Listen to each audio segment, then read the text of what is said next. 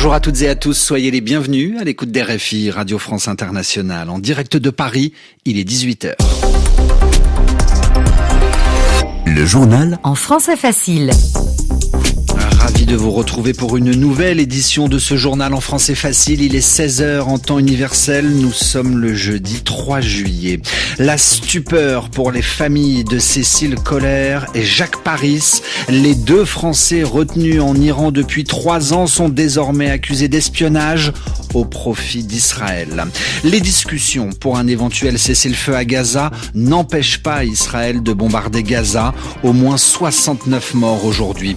Un bateau s'est retourné en Indonésie, au large de Bali. De nombreuses personnes sont portées disparues. Et puis enfin dans ce journal, partir en vacances n'est pas donné à tout le monde. Début des grandes vacances d'été en France demain, où un enfant sur 3 ne sera pas dépaysé cet été. Voilà pour les titres. Adrien Delgrange. Cécile Coller, Jacques Paris, les deux Français détenus en Iran depuis 3 ans sont accusés d'espionnage. Désormais, l'Iran leur reproche d'avoir travaillé pour donner des renseignements à Israël, ennemi juré de l'Iran. Terrible nouvelle pour Cécile Coller et Jacques Paris, car en Iran, l'espionnage au profit d'Israël est puni de la peine de mort, l'exécution fatale. Sébastien Farcy, bonjour. Bonjour. La France réagit vertement par la voix de son ministre des Affaires étrangères. Ces accusations sont totalement infondées. Cécile Coller et Jacques Paris sont innocents, affirme la diplomatie française. Mais l'Iran ne veut rien entendre et pratique ce qui est appelé la diplomatie des otages. Cela revient à négocier la libération d'étrangers contre des avantages économiques ou diplomatiques. Le régime autoritaire iranien fait cela régulièrement et cela pourrait s'accentuer après la guerre récente, surtout que la France a soutenu Israël dans ce conflit. Paris n'entend pas se laisser faire. En effet, son ministre des Affaires étrangères, Jean-Noël Barrot, menace maintenant d'imposer des sanctions à l'Iran si les deux Français ne sont pas relâchés rapidement. La France hausse le ton car cela devient urgent.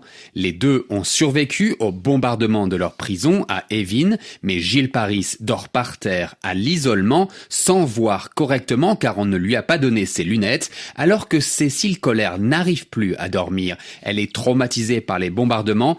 La menace d'une peine de mort ne devrait pas améliorer leur santé mentale. Merci Sébastien Farcy dans votre journal en français facile. Au moins 69 personnes à Gaza ont été tuées par l'armée israélienne aujourd'hui. C'est ce que rapporte la défense civile de la bande de Gaza. Israël affirme tuer des membres du Hamas qui se cachent parmi les civils, parmi celles et ceux qui n'ont rien à voir avec cette guerre. Dans ces derniers bombardements, Israël a visé une école dans l'ouest de Gazaville. Des attaques israéliennes au moment où des négociations se poursuivent. Négociations pour un cessez-le-feu. Le Hamas étudie en ce moment une proposition pour un arrêt des combats d'au moins 60 jours en échange de la libération de certains otages. De son côté, le Premier ministre israélien est lui attendu en début de semaine prochaine à Washington, accueilli par Donald Trump pour sûrement évoquer cet accord de cessez-le-feu. Alors des signes qui montrent qu'un accord pourrait bientôt être trouvé, accord ou pas, après 21 mois de guerre. Qu'en pensent les Israéliens ? Notre envoyée spéciale Justine Fontaine est allée à leur rencontre à Jérusalem. Dans une rue piétonne et commerçante de Jérusalem-Ouest, à 2 pas de la vieille ville, Orizad sort d'une salle de sport, un café à la main. Je suis pour un accord, mais ce que je veux, c'est la destruction du Hamas. Quand notre gouvernement aura détruit totalement le Hamas, les otages reviendront à la maison. Hors micro, un autre passant ajoute « J'emmerde Gaza ». Quelques pas plus loin, Ouri, 44 ans, a un avis très différent. Évidemment qu'il faut un accord et que ça vaut mieux que la guerre. Pour des raisons qui m'échappent, beaucoup de gens croient à cette idée qu'il faut combattre pour faire libérer les otages. Alors qu'en réalité, ça ne marche pas. Les otages en meurent. Il parle d'une situation grotesque et il tacle le gouvernement de Benyamin Netanyahou. Un gouvernement qui, selon lui, agit davantage, jusqu'à maintenant, pour se maintenir au pouvoir que pour faire libérer les Israéliens encore retenus dans l'enclave. Justine Fontaine, Mélissa Barra, Jérusalem, RFI. L'armée israélienne engagée sur d'autres fronts. Une frappe israélienne a visé cet après-midi une voiture à l'entrée sud de Beyrouth. Israël affirme avoir éliminé, comprendre tué un homme travaillant pour le compte de l'Iran. Le journal en français facile. À 18h05 à Paris, un naufrage en Indonésie pour une raison encore inconnue. Un grand bateau s'est retourné au large de Bali. Le ferry en question a commencé à gîter, à se pencher, puis a très rapidement coulé, précisent les autorités. Au moins 6 personnes sont mortes et une trentaine d'autres sont à l'heure actuelle portées disparues.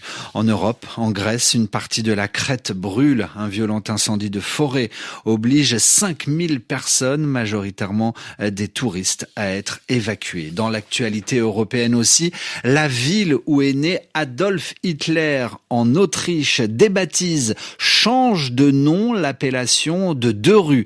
Ces rues honorées portaient le nom d'anciens nazis sous la pression d'une association locale. Le conseil municipal de Braunau, en votant à bulletin secret, a décidé de gommer son passé nazi. On ne connaît pas encore le nouveau nom que porteront ces rues. En France, l'année scolaire s'achève demain, vendredi. Fin d'année scolaire, synonyme d'une grande période de vacances. Le début demain de quasiment 2 mois de congés pour 12 millions d'élèves.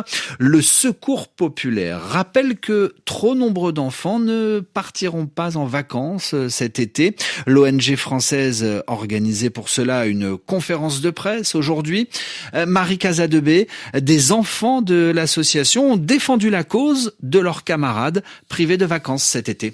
Aymen n'a que 11 ans, mais cela fait déjà 5 ans qu'il est membre de Copains du Monde, le mouvement des enfants bénévoles du Secours populaire. Il y a des gens de mon bâtiment qui n'ont malheureusement pas assez de budget pour la nourriture et pour des voyages. Et moi, je suis devenu Copain du Monde pour essayer de les aider en tant que bénévole au Secours populaire. C'est aussi en rejoignant l'association que Vincent a réalisé combien d'enfants en France étaient privés de vacances. Un enfant sur 3 ne part pas en vacances à cause de problèmes de sous, etc. C'est pour ça qu'on organise les vacances de ouf et c'est pour ça que c'est très important. Les vacances de ouf, c'est le nom donné à la journée des oubliés des vacances cette année. Depuis 1979, le Secours populaire permet à des dizaines de milliers d'enfants de s'évader le temps d'une journée. Le 20 août, le rendez-vous est donné à Paris, notamment au pied de la Tour Eiffel. Une journée qui change tout pour les bénéficiaires, selon Ryan. Comme ça, tout le monde peut partir en vacances, tout le monde peut raconter quelque chose à la rentrée.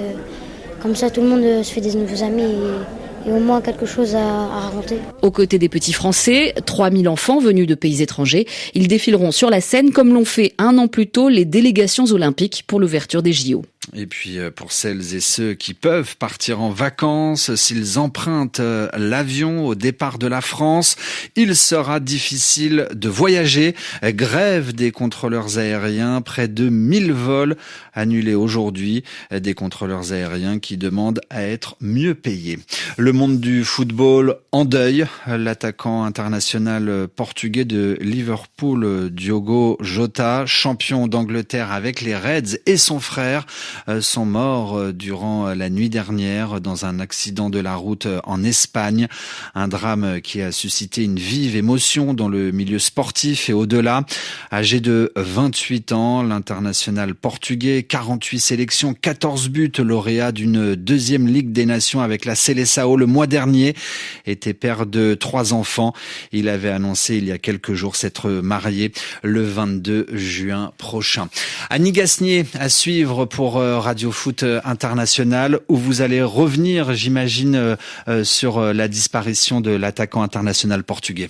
Oui, Adrien, nous reviendrons sur ce tragique accident qui a emporté ce champion d'Angleterre, sur les réactions en Angleterre et aussi du côté du Portugal grâce à notre confrère Marco Martins de la rédaction lusophone. Nous évoquerons en plus le football féminin à travers l'Euro qui a commencé hier soir en Suisse. Bientôt les Françaises joueront, mais ce sont les Espagnols les grandes favorites. Et puis nous parlerons de David Beckham qui fait l'objet d'un numéro spécial du magazine SoFoot. À tout de suite Annie, merci beaucoup. Radio Foot International, tous les jours de la semaine, après le journal en français facile.